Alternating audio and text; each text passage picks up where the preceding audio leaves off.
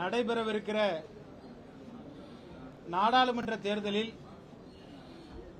SDPI கட்சி கூட்டணியாக அனைத்திந்திய அண்ணா திராவிட முன்னேற்ற கழகத்தோடு இணைந்து அதிமுக கூட்டணியோடு இணைந்து வரவிருக்கிற நாடாளுமன்ற தேர்தலை எதிர்கொள்வது போட்டியிடுவது என்பதாக நாங்கள் தீர்மானித்திருக்கிறோம்.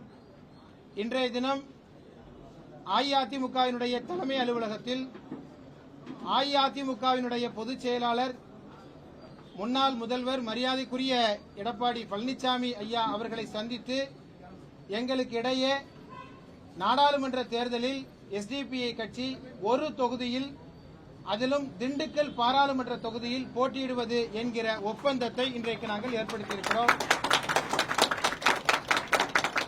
நாடாளுமன்ற தேர்தலில் 40 தொகுதிகளிலும் நாடும் நமதே 40ம் நமதே என்பதைப் போல 40 தொகுதிகளிலும் அஇஅதிமுக கூட்டணி எஸ்டிபிஐ இணைந்த கூட்டணி மாபெரும் வெற்றியை வரவிருக்கிற நாடாளுமன்ற தேர்தலில் பெறும் என்பதை இந்த தருணத்தில் தெரிவித்துக் கொள்வதோடு, வாக்காளர் பெருங்குடி மக்கள் அஇஅதிமுக எஸ்டிபிஐ கூட்டணியை அதற்கு ஆதரவளித்து மாபெரும் வெற்றியை தந்திட வேண்டும் என்கிற கோரிக்கையை இந்த தருணத்தில் நாங்கள் முன்வைக்கிறோம்.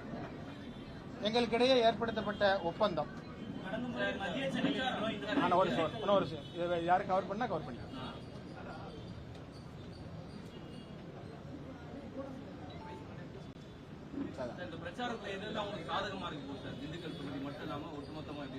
ஒட்டுமொத்தமாக தமிழ்நாட்டை ஆளுகிற திராவிட முன்னேற்ற கழகத்தினுடைய அரசு ஒரு மிகப்பெரிய ஏமாற்றத்தை இந்த நாட்டு மக்களுக்கு, தமிழக மக்களுக்கு தந்திருக்கிறது. பெரும் அறிவிப்புகளாக மட்டும் இருக்கிற அரசாக இந்த அரசு இருக்கிறது.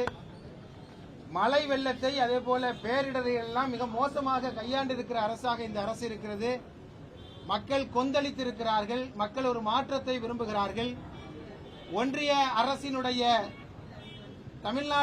தமிழர் விரோத நடவடிக்கைகள் இன்றைக்கு மக்களிடத்திலே ஒரு மிகப்பெரிய பேசுபொருளாக இருக்கிறது.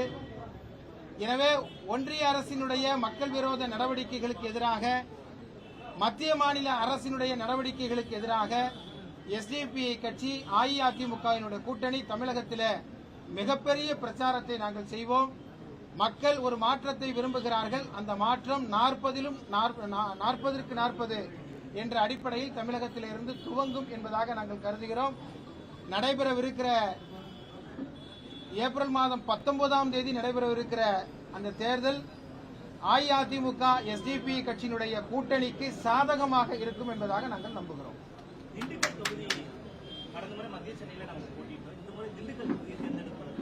அதான் அது ஒவ்வொரு கூட்டணிகளையும் அப்போது இருக்கிற அரசியல் சூழலை அனுசரித்து எடுக்கப்படுகிற முடிவு. இந்த முறை திண்டுக்கல் தொகுதி எங்களுக்கு வெற்றி வாய்ப்பாக இருக்கும். திண்டுக்கல் தொகுதி மட்டுமல்ல, 40 தொகுதியுமே வெற்றி வாய்ப்புள்ள தொகுதி. அந்த அடிப்படையில் திண்டுக்கல் தொகுதி எங்களுக்கு நல்ல வலுவான கட்டமைப்புள்ள தொகுதி. அந்த தொகுதியிலே ஒரு நல்ல மாற்றம் வர வேண்டும். 2 அமைச்சர்கள் இருக்கிறாங்க, இதுவரைக்கும் அதில் எந்த மாற்றமும் வரவே இல்லை. எனவே திண்டுக்கல்லை ஒரு முன்னேற்றத்தின் அடிப்படையில் அதை தமிழ்நாட்டுடைய முன்மாதிரி தொகுதியாக மாற்றி காட்டுகிற வகையில் எஸ்டிபிஐ கட்சி திண்டுக்கல் தொகுதியிலே நாங்கள் பாராளுமன்ற தொகுதியில் நாங்கள் போட்டியிடுவோம்.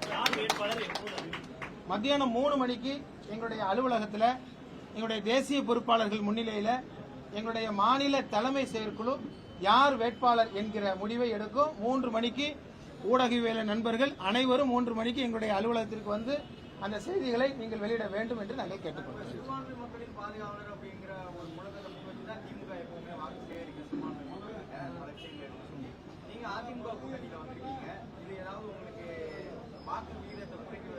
ஒரு விதத்தையும் குறைக்காதுங்க. தமிழ்நாட்டில் சிறுபான்மை மக்கள் மட்டும் இல்ல, எல்லா மக்களும் இன்றைக்கு மிகப்பெரிய நெருக்கடியில் இருக்கிறாங்க. நான் ஏற்கனவே மதுரையில் ஜனவரி மாதம் 7ஆம் தேதி நடத்தப்பட்ட மாநாட்டில் நான் சொல்லி காட்டினேன். திமுக சிறுபான்மை மக்களுக்கு அல்லது தமிழக அரசு சிறுபான்மை மக்களுக்கு ஏதாவது செய்திருக்கிறது என்பதை என்னோடு விவாதிக்க தயாரான்னு கேட்டேன். இதுவரைக்கும் எந்த பதிலும் இல்லை. சிறுபான்மை மக்களுக்கு இந்த 2-3 வருஷ ஆட்சி காலத்தில் செய்தது என்ன என்று ஒன்றையும் சொல்ல முடியாது. தமிழ்நாட்டிற்கும் தமிழர்களுக்கும் அதே போல சிறுபான்மை மக்களுக்கும் அவர்களை வஞ்சித்திருக்கிற அரசாக இந்த அரசு இருக்கிறது. எனவே அது மக்கள்கிட்ட எடுபடாது. மக்கள் ஒன்று ஏமாளிகள் இல்லை, அவர்களுக்கு எல்லாம் தெளிவா தெரியும். எனவே அவை அனைத்தையும் வரவிருக்கிற பாராளுமன்ற தேர்தலில் அவர்களுடைய வாக்கு என்கிற ஆயுதத்தின் மூலமாக அவர்களுடைய நம்பிக்கையை அவர்கள் தேர்ந்தெடுப்பார்.